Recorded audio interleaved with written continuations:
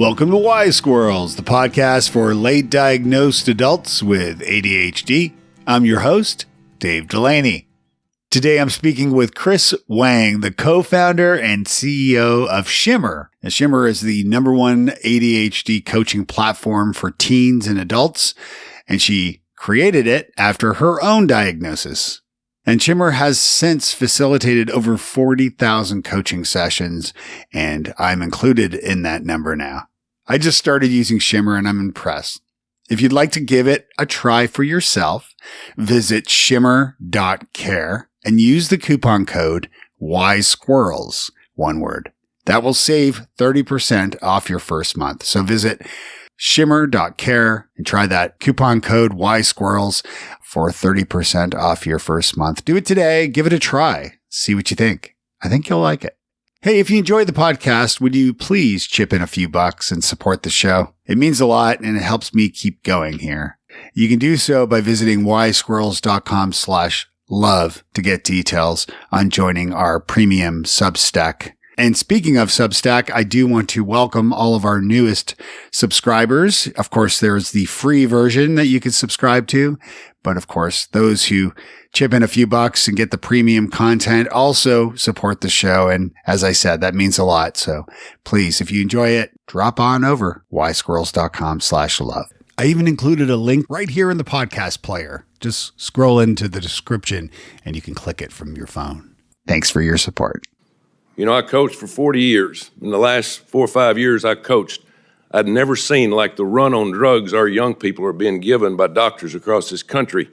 We have a attention deficit problem in this country. You know, attention deficit, when you and I were growing up, our parents didn't use a drug, they used a belt and whipped our butt, and told us to sit down. Nowadays, we give them Adderall and Ritalin.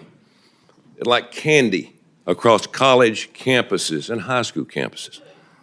Mr. Kennedy, what are we going to do about that?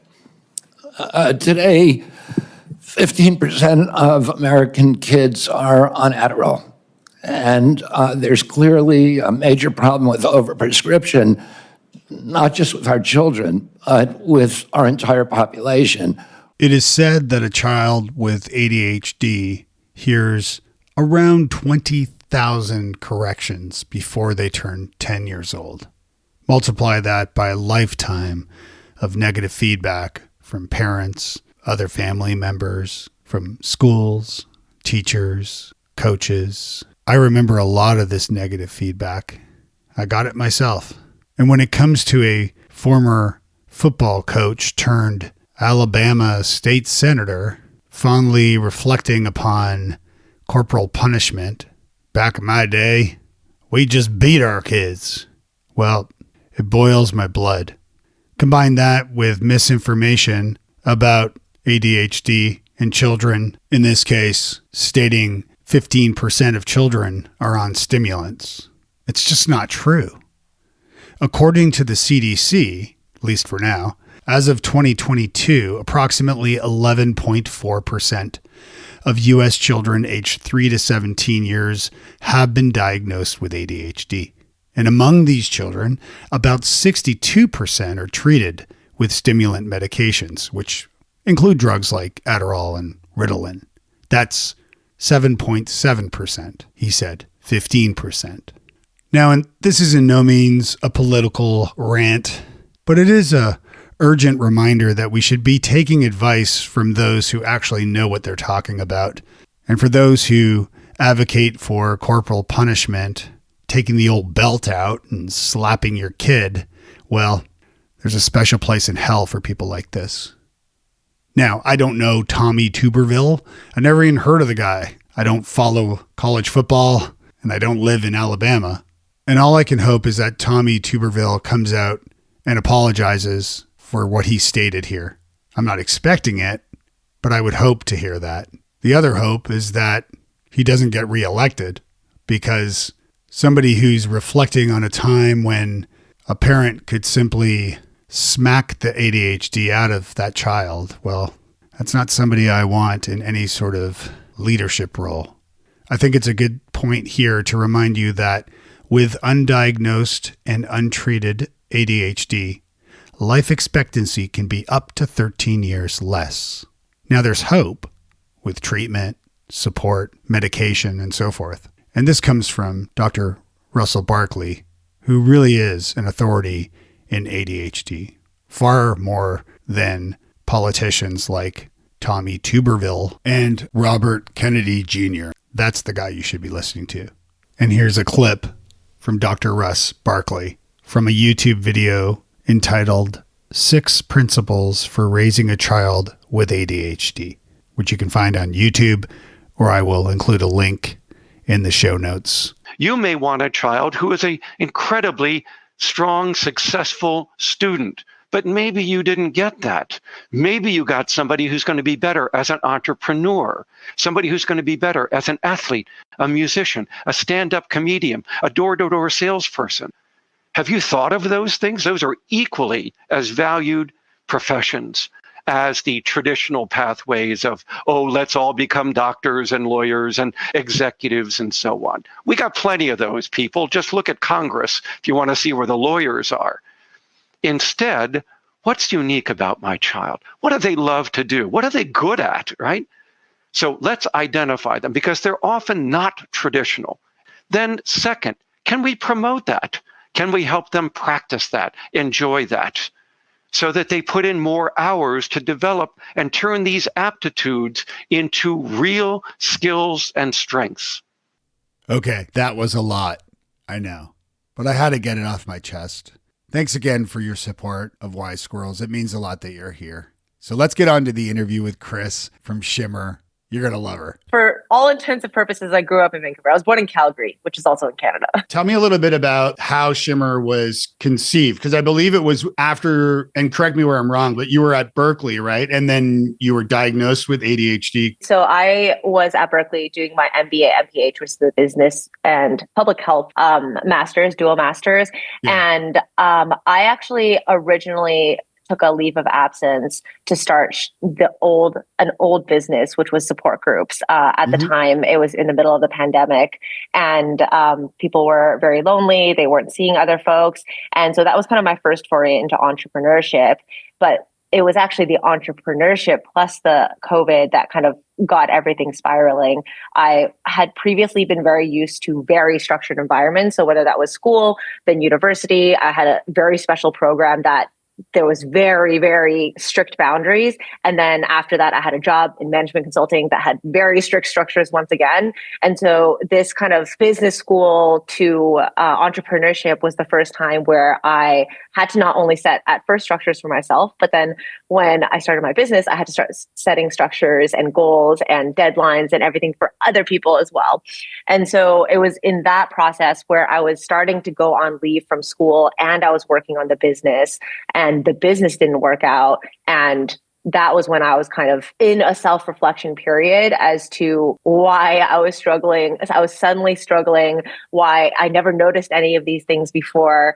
And it seemed like it was all happening all at once. And I think through a lot of kind of reflection and self-awareness, I realized it was that I had these structures that were kind of holding me in place for a really long time. And then they suddenly disappeared. And I think that I've now heard so many same, but different, slightly different stories from folks in the community. Yeah, you hear that a lot about sort of the scaffolding, as the kids say, but like that scaffolding that goes away once, a kid, and I have one currently in college and then a second one about to go next year. So, but it's when kids go to college or university or whatever that, the structure they had at home with parents kind of keeping on top of them, hopefully, as we have, as my parents did not. But that's a whole other story. But having that structure in place, suddenly, you go off and you're kind of on your own. Now, you were lucky enough to be in a program that was so, diligent on the deliverables and knowing when things were due and all that. I assume that, having that sort of accountability piece, I'm sure helped. But the overwhelm. And then learning as you discover about ADHD, or certainly for myself about RSD and about all these things like rejection sensitive dysphoria and all these other things that kind of come along, not for everybody with ADHD, but and maybe some with, to a bigger, greater extent than others. Tell me a little bit about the startup that you had started and that didn't, work out. I know it was around people with social anxiety or something to that effect. Yeah. So which was everyone during the pandemic, probably, right?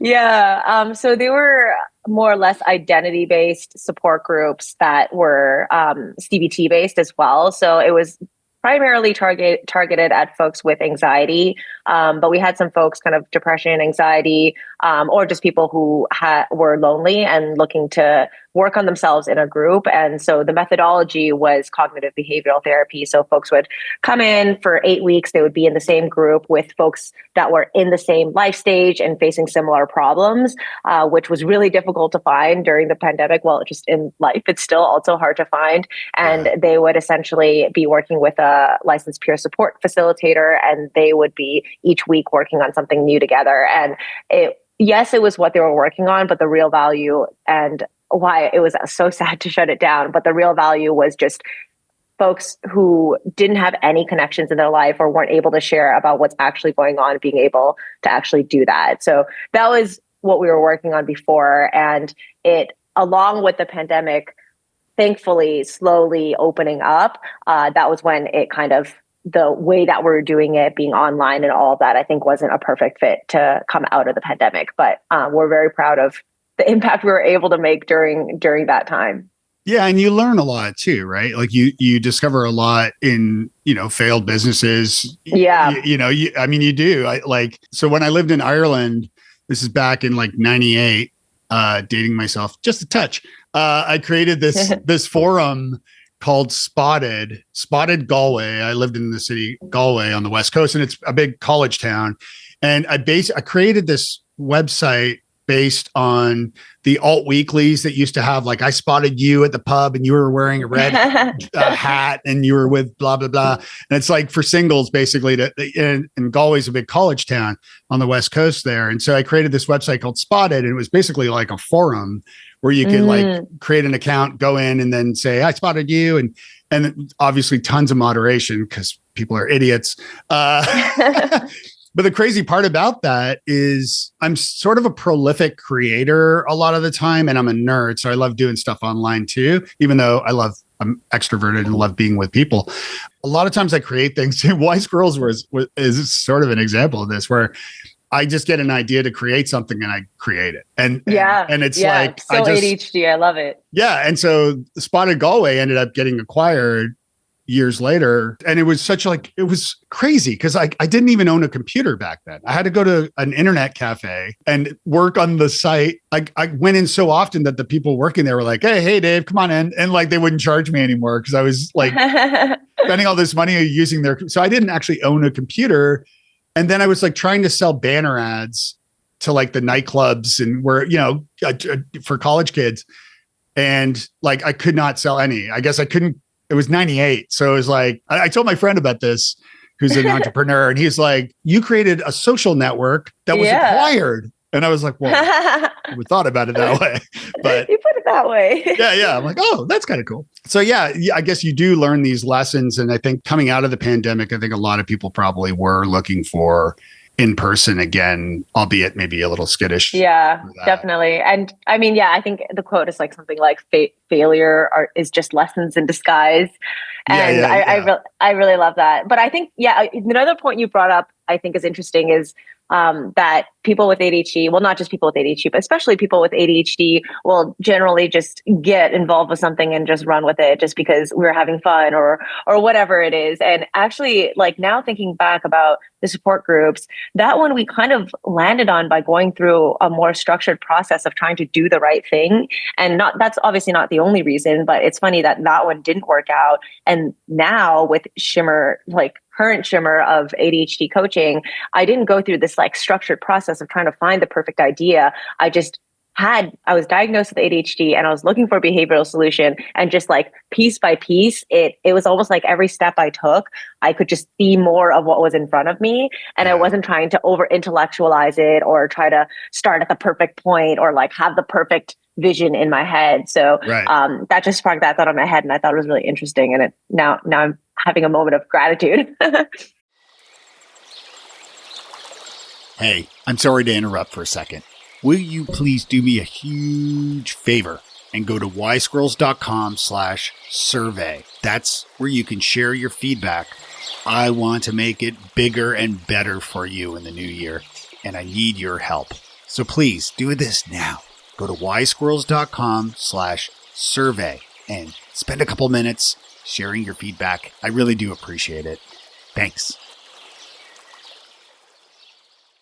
Well, and also, I mean, you were in Y Combinator too, right? Mm-hmm. So yeah, with the first one, with the support groups. Yeah. Yeah. Well, yeah, but you learn a lot of that fail fast mentality and also just pivot as you need to. And yeah, so I've advised some companies. I worked with a business incubator and business accelerator here in Nashville years ago, and mentored and advised a bunch of companies on stuff. And I guess my proudest moment was helping a company get acquired by LinkedIn, which was pretty sweet. Although nice. I really loved their service and I miss it so much because I was a user. So I was like, okay. I got eaten up by LinkedIn. Yeah. So tell me, maybe backing up a bit, what were you like as a kid? Oh man. So it's a little bit nostalgic because I'm in Vancouver with my family right now. So they've been telling kind of funny stories about me as a kid, and I just sit there like, oh no, not again.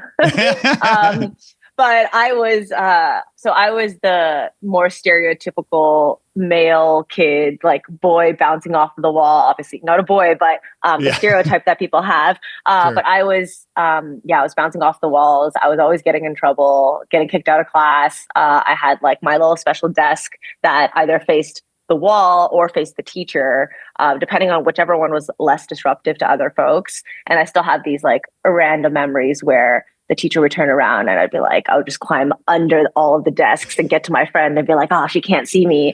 Obviously she could. Now I'm uncovering a lot of moments where my mom says it to me now. She's like, remember when you thought that I didn't know about X? And she's like, well, I did. If I had fought you on every single thing, I would be exhausted. That's amazing though. And it's funny, like because what I've read about you too. I mean, and something that's often misunderstood with ADHD is you can be highly intelligent and get good grades at school and things. So I believe you did pretty well, right? Like as far as that goes. Yeah. So there was 2 columns in my report card. I find this really hilarious, but there was like the grade. So you get from your tests, and then you get like this other grade. I don't know if this is a Canadian thing, but you get this other grade on terms. It's basically a grade for your effort that you put in, or like how well. I don't think it's just effort. It might be a little bit just like a more holistic thing, and you also get graded on that. So I usually got close to straight A's on the left side, and then on the right side I would get like whatever was the minimum you could get without failing. So I remember the lowest mark I always got was there was a specific grade you got for listening. Like literally listening, you got a mark for. And I got a C- on that every single report card. And I think everyone was just perplexed. They're like, this looks like these columns are like 2 report cards from 2 different people. Oh, that's interesting. So would it even out in your ultimate grade then? Or would you just have the 2? Yeah, the good thing is the ultimate grade is the grade on the left. So I think the right-hand side one was more for the teachers and the parents to have conversations, and for, I don't know, like I just thought it was an extra reason for me to get in trouble. I was like, why don't we just look at the left side? I was like, this one looks great. But I was always getting in trouble for the right side. I feel like at some point, people just started not caring about the left side. But then when I got older, eventually the right side disappeared, and it was just the grades itself. And then that was, then I was having different problems then with being kind of the rebel kid. And I'm just like going through memories now because I'm with my mom here, and she loves to give me, I don't know if I can swear, but give me bleep about stuff. Swear away. I saw, I was reading one of the interviews with you, and the quote is, most Asian families are a little bit hesitant about Western medicine. Even when I was growing up, when we were sick, we wouldn't take medication. So tell me about that process with your parents or your mom about your own diagnosis. Were they supportive, questioning, like, come on, what were the thoughts there? Because culture, it's interesting. I've learned a lot about different cultural interpretations and thoughts around ADHD, both diagnosis and treatment and so forth. So it's interesting. Yeah. Yeah. I actually think that being Asian has had the most significant impact on my experience as a person with ADHD, more so than being a woman or anything else. But I guess on the diagnosis specifically, when I was diagnosed and I told my parents, it was actually not bad, but because I had came out as being queer a couple of years ago, and that one hit them in the face. And so this time they're like, "Oh, it's just ADHD." And so, and I think it's different too, like as you get older and if they see that I'm figuring things out, I'm getting the support I need, they're like, okay, like she's managing, it's going to be okay. So I think it's different than if I was like 18 and I told them, well, 18, I wasn't out as being queer. So I think it would have been the first surprise that I threw at them, just throwing surprises at them all their life. But on the medication, I'm actually quite thankful everything happened the way it did, because I think that I wouldn't have created Shimmer if I didn't have the background that I did. And so I grew up definitely taking no Western medication. My grandma lived with us my entire childhood, and she would make these disgusting tasting like natural drinks that were made of like roots and fruits, and I don't know, like she would go to her garden's backyard and take stuff out of it and put it in the mix, and that was what I was always told. And then if I got a fever, she would just wrap me up as warm as I could in like multiple layers of blanket and just be like, sweat it out, and I would just be lying there sweating it out. So not that it's right or wrong, but that was how I grew up. And so I had a natural resistance to medication when I first was diagnosed. And yeah. And then in addition, I also have a little bit of oppositional defiance, which is common with ADHD. So when my psychiatrist, the first thing she said was, here's some Adderall, come back when you want more or less, I immediately had, I think, an allergic reaction to not just the medication, but the way that it was presented to me. So I now take medication. So I've been on a whole journey, but in the beginning, I was like, this can't be all that there is. And so I kind of defiantly went out looking for what is the complement or the alternative or what else is out there that that I can be able to approach as an option. Not saying that I would rule out medication, but I just felt like I shouldn't just jump into the first option, because I kind of felt like I would just keep going down that same route if I didn't look now. Yeah, I'm similar actually. And I think it's partly a Canadian thing too, because, well, first of all, I mean, for me growing up, yeah, I'm 52 now, and I've never been on prescriptions for anything my entire life. And moving to the States back in 2007, every doctor's appointment, they'd be like, or, go in for the flu or whatever, go see a nurse or someone, they'd be like, what prescription are you on? And I'd be like, oh, nothing. And they're like, no, like what drugs do you take every month? I take vitamins. And they were always like shocked, like, wait, something's not right here. Meanwhile, like for those listening who are not familiar, like in Canada and most places, I think Singapore is the only, and the United States are the only exceptions. They can't advertise drugs. So you don't go to in Canada, you don't go to your doctor. You don't ask your doctor about X, Y, and Z for Canada, because you don't know about it, right? It's really about the doctor's job to figure this stuff out and then propose it for you. So it's not to say these medications don't exist elsewhere, like in Canada, for example. Coming here, my mother-in-law, God bless her, I love her, but she might as well be a pharmacist or a chemist. Like it's incredible. Like are you on blah, blah, blah? I'm like, how do you know about all this stuff? So I think it's funny too, because, and I've shared this story on the podcast before, but very quickly, I got naturalized as a US citizen and I hadn't got my passport yet. And so I went to Toronto with my Canadian passport. And as I was coming back to the States, I did not have an American passport, nor did I have my green card anymore, because they take that away when they give you the passport or when they give you the naturalization certificate. So the guy's like, he's like, where's your passport? I'm like, well, I have, here it is. He's like, that's a Canadian passport. Where do you live? I'm like, well, in the States. And he's like, and I'm like, okay, yeah, I see the problem. So, but my joke since then is like, until recently, I was like, damn it, man, I'm in the US and not a year after becoming a US citizen. Now I don't have a passport and I'm on prescription drugs. Like, it's not you right. made it. Yeah. All I need now is like machine guns and things. But it's interesting growing up on these concoctions, these natural medications or that your grandma would make you. And then suddenly, shifting to, more like Western medication that, and not having that work quite right. Because for me, I was diagnosed. I started taking different stimulants, had some side effects. So I shifted to a different one, and then we were, exploring the dosage. But because my anxiety was so clear and depression, but especially in my anxiety, my psychiatrist was like, okay, hold on a second. Let's pause on the stimulants. Let's introduce some stuff for anxiety. Let's get the anxiety treated right. And then reintroduce the stimulants to get that balance. And I wrote a blog post about this a while back because when you're on medication for depression or anxiety or anything, you can't just stop. It's not safe. And I'm not a doctor, nor do I pretend I am one on the internet, but you can't just, you're not supposed to just stop.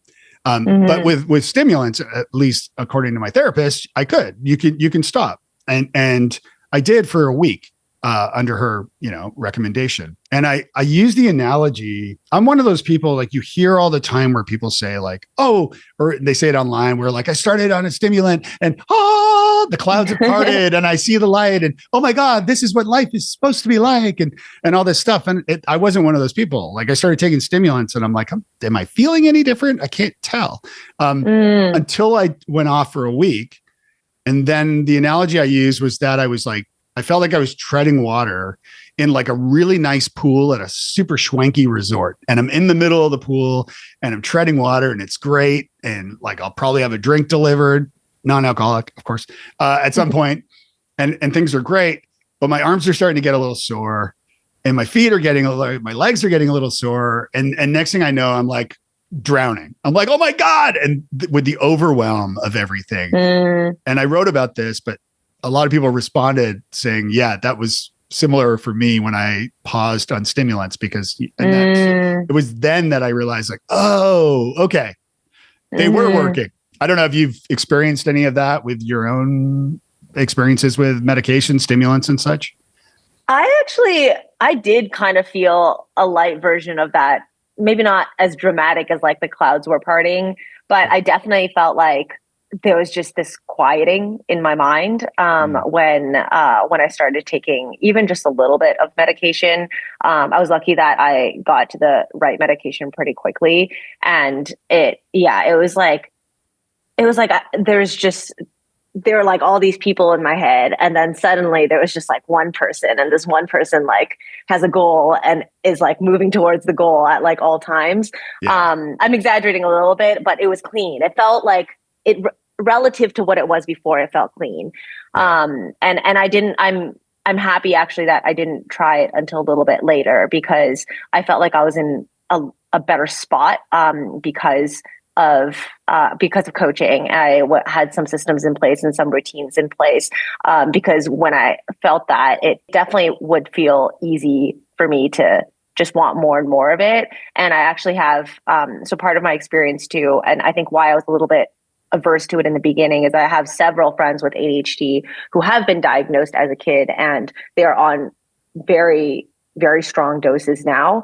And when I asked them, I talked to them a lot about it before making kind of all of my decisions. And they were saying, well, when you've been on it since you were like 4, there's multiple points where you just keep increasing the doses. And so now this is what I'm on. And just sometimes just seeing like the nervousness of them which is different from me, of like, what would happen if I didn't have it for 1 day or 2 days? And that question I would answer very differently. And so that was part of the reason too, obviously a personal decision and where I'm at, but to try to get as much kind of behavioral foundation as possible so that I don't feel as, I guess, like scared or anxious that something is going to happen. And I mean, I do that in my personal life too. Like literally people always say, like, they're like, why don't you have a backpack or a purse or anything? And I'm like, cause I'm going to lose it. So they're like, so you just don't have one. I was like, yeah, like the best way to not lose things is just to not have things. So like when I go to even like a festival or a bar or anything like that, like I don't bring things. I bring myself. Yeah. That's a good strategy. But anyways, a random tangent. What was that Bob Dylan line? It's like, if you have nothing, you have nothing to lose, or something like that. Like it kind of fits. It works. Yeah, that's great. Actually, I like that. Yeah, it's interesting. Like, I think your point about getting the foundations down, especially for late diagnosed folks, or people that are recently diagnosed. It's not to poo-poo medication, of course, like do whatever of course. your doctor suggests and whatever you agree with. That's a given. But I was really lucky because in 2020, obviously the world was imploding, and we had a tornado in Nashville that destroyed my kid's school. And then we had another storm that knocked us out of our house for 3 months, and my business as a speaker. And I was speaking for Google for 6 years back then. Everything sort of froze, and so did my bank account as an entrepreneur. I'm like, oh crap. So it was a very stressful time. But it was during that time that I started taking my fitness more seriously. I started taking my mental health more seriously. So I started meditating and like a daily meditation and mindfulness practice. I quit drinking and have been sober 4+ years. I did a sleep apnea test out of curiosity. And part of this was also because my dad was sort of at the latter stages of dementia and Alzheimer's. And so I was like, well, I'll be damned if I'm going to get dementia or Alzheimer's. And as I researched it, things like sobriety will really help, exercise will really help, mindfulness will really help, journaling and things, which I do. And also sleep apnea is a big problem because your oxygen gets cut off to your brain at night. So I got a test, and now, sure enough, I got sleep apnea too. So now I've got the mask. The CPAP. Yeah. Honey. my dad has that too. We make fun of him. We are not making out tonight, are we? So nothing spices up the bedroom like a CPAP mask. Darth Vader. But I digress. So I think, but doing all these things and handling being an extrovert during a pandemic and all of these things and the loneliness that went along with that really helped me prepare for the diagnosis later of ADHD and subsequent treatment as well, because I'm already meditating and so practicing mindfulness and things. So I think that's a great point. Yeah, I think the foundational we at Shimmer, it's part of our coaching model, but we call it behavioral medicine of fitness, nutrition, sleep, mindfulness. I would probably add to that as well, is so important. People come and sometimes they're like, no, I just want the productivity strategies now. And we're like, well, okay, it's kind of the same version of like that desire to have a quick fix or a magic pill or whatever it's called. Even in coaching, there's those quick fixes, which is generally like, I want to be able to work more hours during the day. And I want the tips to be able to do that. And the first thing we try to encourage folks to do is to take a step back and say, okay, well, first of all, in order to show up to do that, let's try to address how are you doing with your foundational things? Because if you're not doing well with them, you're just going to spin your wheels faster and faster, but you're not going to move anywhere. Yeah. And if you just fix these things, you are probably going to just become productive automatically. Your battery in your mind and in your body is literally, if it's not charged, you wouldn't try to I think this is a bad analogy, but upgrade and buy more apps on your phone. You just charge the battery, and it'll move faster.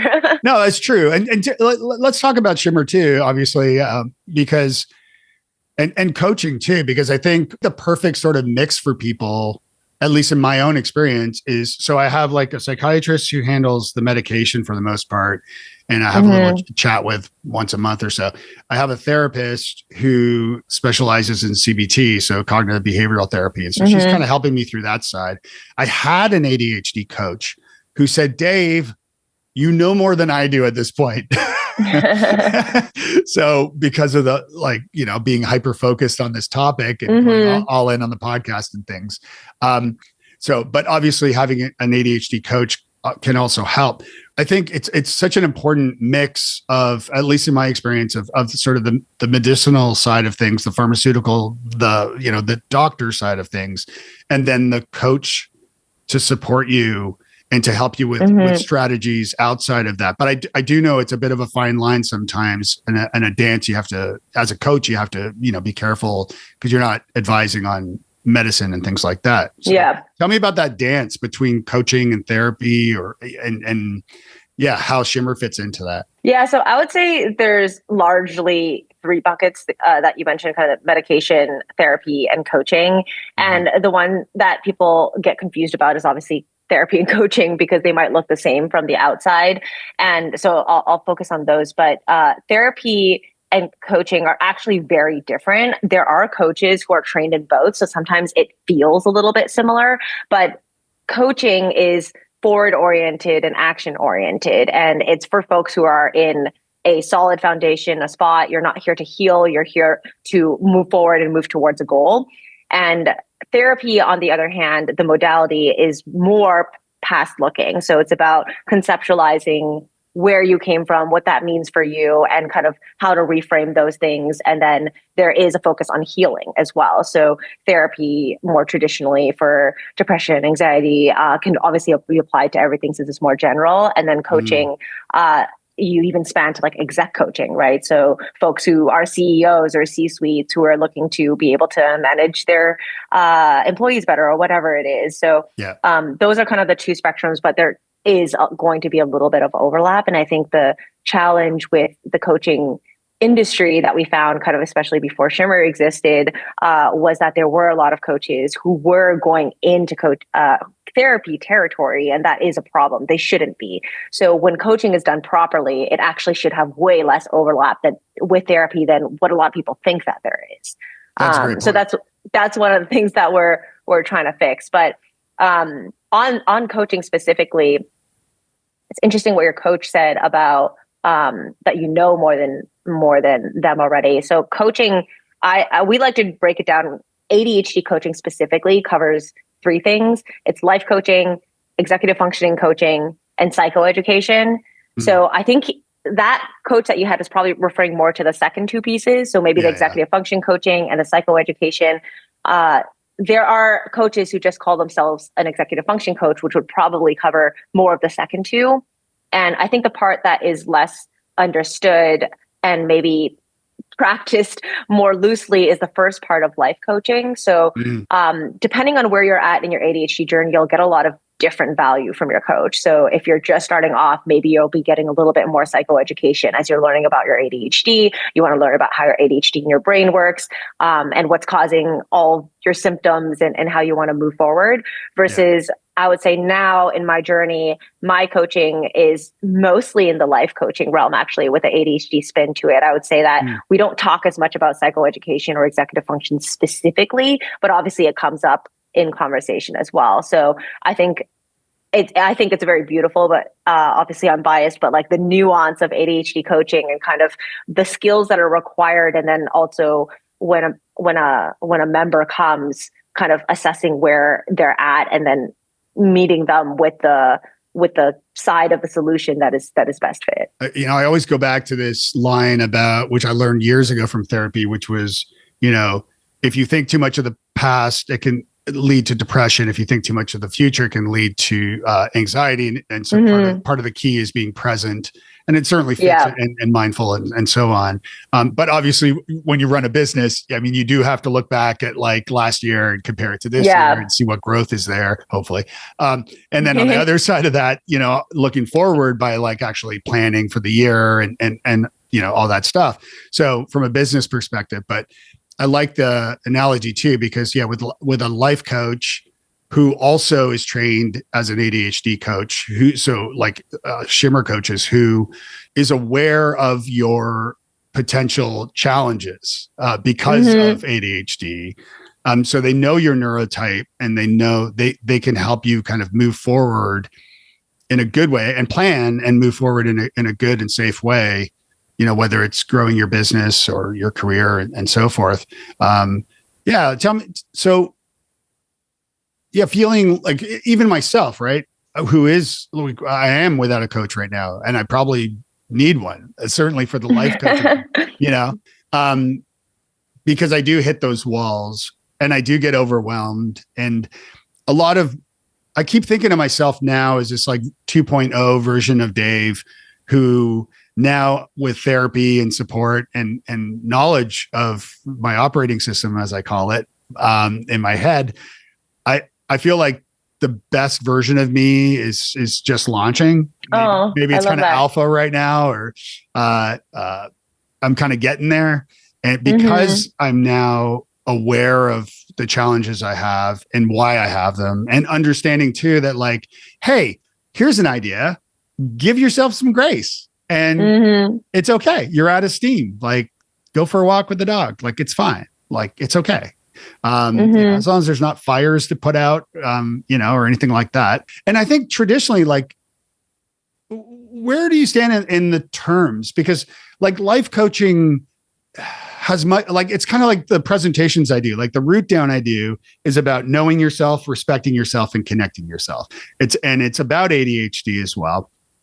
And this is my next book I'm working on, but it's much more motivational. But like, if I said I'm a motivational speaker, it just feels kind of cheesy. And life coach as a term to me feels kind of cheesy, but maybe because I'm sort of, I don't know, like, old and have seen a lot of like kind of scammers and all this stuff. So what are your thoughts on all that? Is the language right, wrong, or like, So I think the challenge with the word coach is that it's an unprotected term, so that anyone can call themselves a coach. And what that results in is definitely there's going to be bad actors. And so I try to think of it as not like, what are the worst coaches out there, but what does a good ADHD coach look like? And so I bring out life coach as one of the three pieces of ADHD coaching, but we actually don't often refer directly to that. It's only when people are like, well, what exactly is ADHD coaching? And we say that, well, in our opinion, the best version of ADHD coaching includes the foundations from life coaching, from executive function, which includes knowledge and coaching, and then also psychoeducation, which is more around neurodevelopmental conditions and what those actually look like and the science behind it and staying up to date with it. So those three things together, when a person has all those three, that's what enables them to become and to apply for a Shimmer coach. And so we don't often say life coaching by itself, because I agree with you. And I think that the reason is because there are always going to be bad coaches. There are always going to be life coaches who just went through a random certification and then call themselves that, and then say a lot of stuff on Instagram, become a motivational speaker or whatever it is. But I try not to and encourage others to not base your decision on the worst version of insert word here, but really look for and define for yourself, or look to other thought leaders to define what good actually looks like, because there's obviously good that comes from all of these things, or else they wouldn't exist. And kind of maybe separating out the separate actions that have made these things look bad. Yeah, totally. I always encourage people I always recommend like to ask for referrals, and not necessarily so I've done a lot of business coaching over the years, especially pertaining to like content marketing and digital and all that stuff before social media became completely evil. But that's another story for another day. But so I've helped a lot of companies grow, and independent entrepreneurs build their businesses online. And so I am still a coach, with full disclosure to people that I'm not an ADHD coach. However, I've learned a thing or two. But I don't say I'm an ADHD coach, and I'm fully disclose that up front too. But I do always recommend, check recommendations, check testimonials. Like I have like roughly 150 recommendations on my LinkedIn profile. And so I always tell people, like, connect with me on LinkedIn and you can go peruse all those reviews. And the beautiful thing about that is it provides social proof, because it's not John S. says Dave Delaney's wonderful, but it's actually like John Smith. And you can click his link and go to his LinkedIn profile and message him and ask, like, I saw your recommendation for Dave. Is he really all that? So I think that's important to do due diligence. But I think what's really impressive with Shimmer and watching your success, and it's and I haven't tried Shimmer, so I probably should. But we'll get you set up. Yeah. No, I would love to. It's been great. And I think it's awesome to see you embracing your own operating system and then building a business around that. I think that's a lot of the times with things where it's like, I sometimes think that every productivity expert has ADHD. They just don't know because they're trying to build all these systems. Yeah, they're like hyper focused on solving these challenges they have, not realizing that, like, yes, everybody has productivity challenges, certainly, but we tend to have maybe a little higher. Yeah, the people who like make it their life probably have some deeper challenges to begin with. Yeah. So you just landed, it was a 2.2 million seed round, which is awesome. Congrats on that. That's huge. And that's fantastic. So what are your plans for Shimmer moving forward? What is the future seems pretty bright. So what are you doing? Yeah, thank you. So our mission is to help every person who's neurodivergent reach their full potential, and then in italics, their way. So helping them define that as well. So right now we have our flagship program was our adult ADHD coaching program. We actually recently launched our teen ADHD program as well, which was one of the biggest undertakings that we've done. And then just yesterday, we also launched a suite of AI tools for our coaches and our members. So nice. I bring those up because in the beginning of this conversation, I was talking about how it kind of feels like every step I take, we open up something in front of us. And that's a little bit different than I think other companies, but that's kind of how we approach the way that we build. Every time we build something, we find more problems and more challenges or more opportunities that we see in those respective spaces.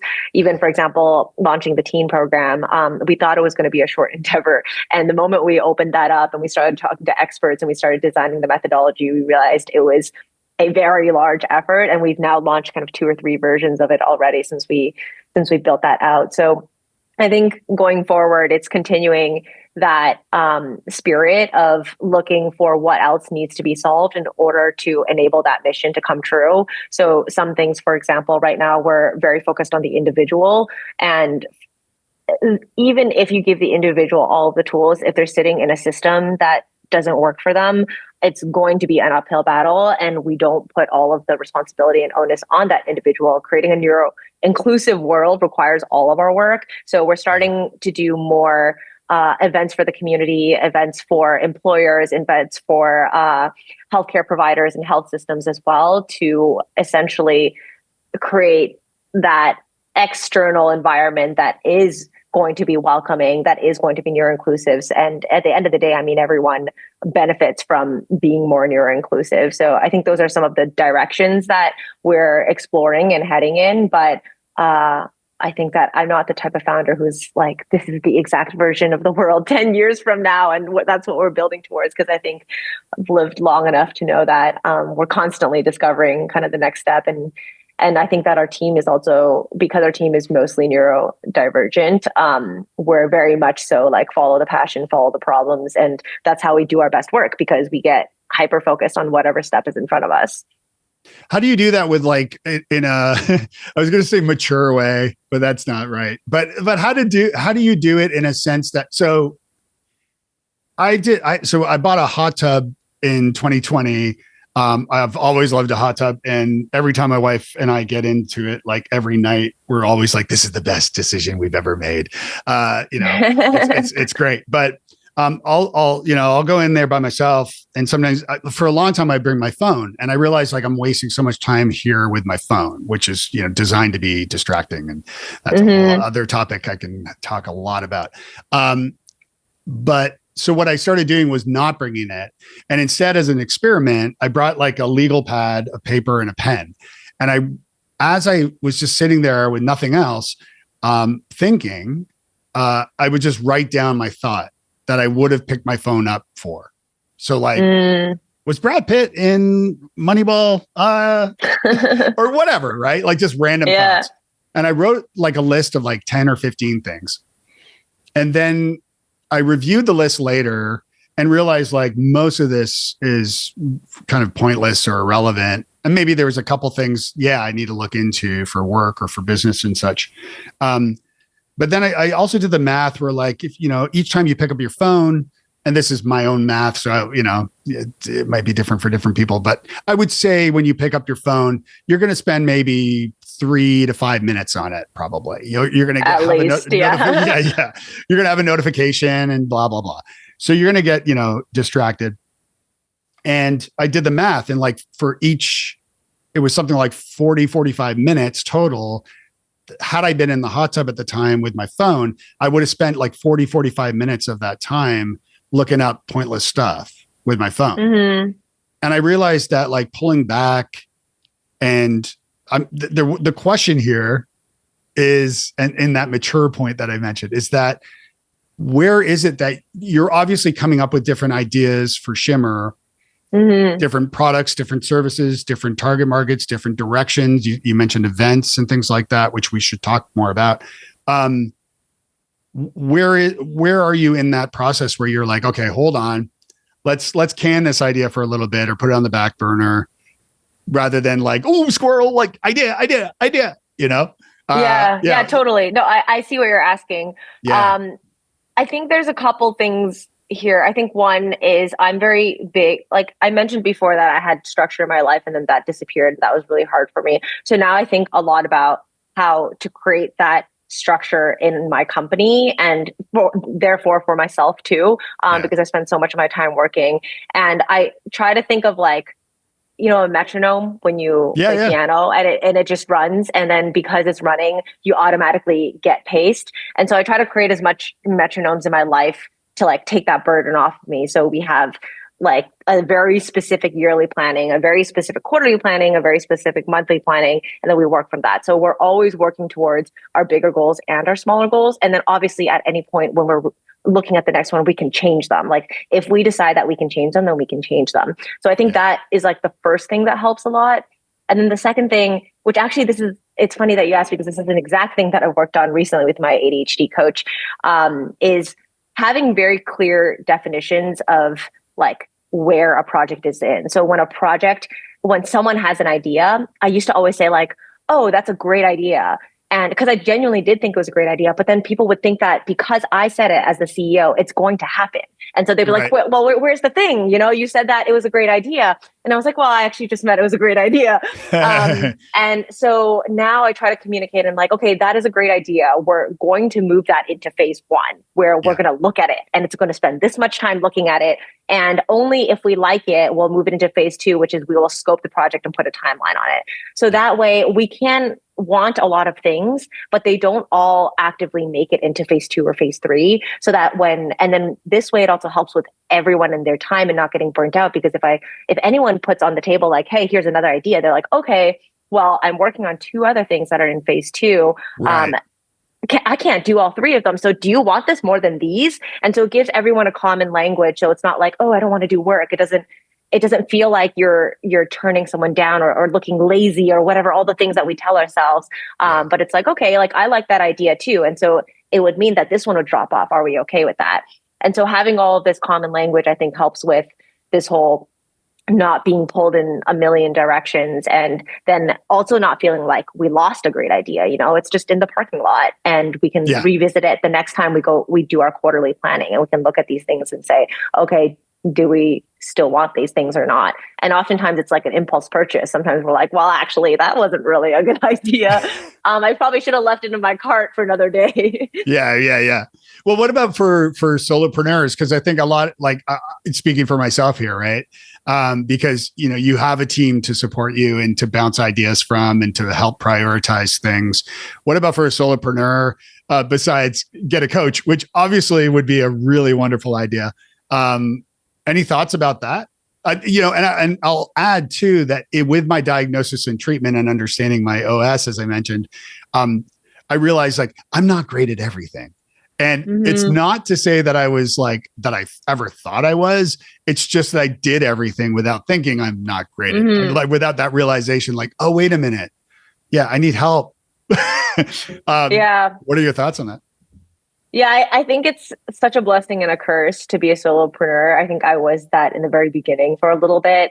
And it's because all the things that you set, you technically, if you just worked harder, you could just do it, you know? So I feel like it almost gives you less accountability because it's not, now I'm like, oh no, this is like, I don't know, this is like Elizabeth's time, you know, like I feel more like I'm treating it well because it's someone else's time versus this is Chris's time. It's like, oh, I'll just work a little bit harder and I'll get it done. So yeah, I think that you have to be almost even more strict about the structures that you do set and kind of setting aside time to actually think about the structures. So you can do that with yourself or with a coach. You can just and then committing to those structures, I think, is the biggest thing because it's easier to commit to those structures and write them out when you're in like planning mode. Then when you get into execution mode, if you still have these loose structures and not, you haven't really made commitments to yourself, it's very easy to get into a slippery slope of like, oh, I'll just do that other thing. Oh, if I just push a little bit harder, I can actually get both of these things done. So I think it's about designing that system. And then having touch points, maybe like quarterly or whatever it is, to revisit those systems and say, okay, like in the last 3 months, I have been exhausted. Let's look at what about the system is not working. So, I mean, you've done coaching for a while. You could probably do some element of self-coaching to be able to get you to that point. Because I think it's all just about cycles, doing the thing, looking back, then setting the next cycle, then looking back. It's just about making sure you get those cycles in. Because I think with people with ADHD, it's so easy to conceptually understand that you want these cycles, but then when in practice, it just slips off your list of things to do. And then you end up just like pummeling through life, and they just all the baggage just piles and piles. Yeah, I hear you there. Yeah. And that time blindness can be pretty pesky too, as it has been today, because man, the time is flying by here. And I didn't realize. I'm like, oh my God. So as we wind this down, because I want to be respectful of your time, I know you're busy. Do you have any questions for me that I didn't, or anything that I didn't ask you about, or that you'd like to ask? And thank you for drinking from the Toronto mug. Represent. Yes, I brought that just for you. Yeah. So one of the thoughts that came and then gone and now is back again is, I was thinking about when we were talking about finding a good coach and going off references. I do think that this is rooted in a bigger topic that we don't have to get into, but I do think that we're in an interesting time in the lifespan of neurodiversity and ADHD, and that it is slightly destigmatized enough that people are talking about it, but it isn't so understood and completely destigmatized that people have completely different views of what it is. Not just individuals, but even healthcare professionals think of ADHD very differently. There's kind of from the extremes of like the medical model of here are your symptoms and here are your deficits, to the neurodiversity model of, hey, look, there's all these different identities and we're more beautiful and stronger together, and obviously everything in between. So I think it's also really important to take that lens into account, because at this point, there is no right or wrong. Maybe there will be in the future. It's just your personal opinion and how you view your ADHD and how you want to view your ADHD. So I think whether it's finding a coach or any other healthcare provider or just following people on Instagram either, I think it's really figuring out what their philosophies also are and the methodologies that underpin those philosophies. Because if you believe that ADHD is a strong part of your identity and you want to have a good relationship with it, and then your first coach, I don't know, or healthcare provider has a very deficit driven model that starts basically focusing on all of your symptoms. So this is not how we do it at Shimmer, but it starts focusing too hard on your symptoms, then you will end up in a very different spot than, let's say, someone with a positive psychology background or a strength-based background that immediately starts drawing attention to your strengths. And again, I think we're still at a point where I don't think there's a right or wrong. I think it's just the approach that you want to take. And this is part of the reason why we started Shimmer too, because it's so hard to come to these conclusions if you were just diagnosed. Like, who knows, you don't know what you believe in yet, and you have maybe some hunches.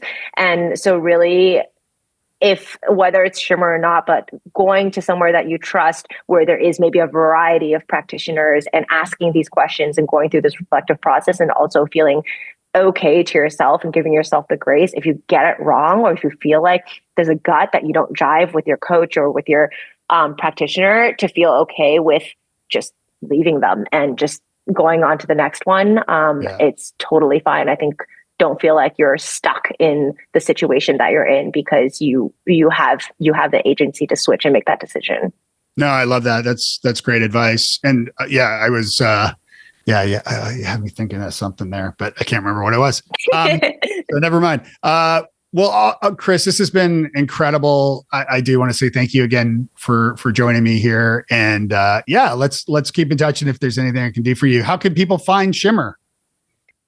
You can find us at shimmer.care, so www.shimmer.care, or on Instagram, we're at shimmer.care, or on my Instagram, I'm at ADHD.Christal. So I'm sure Dave will drop some links in the show notes.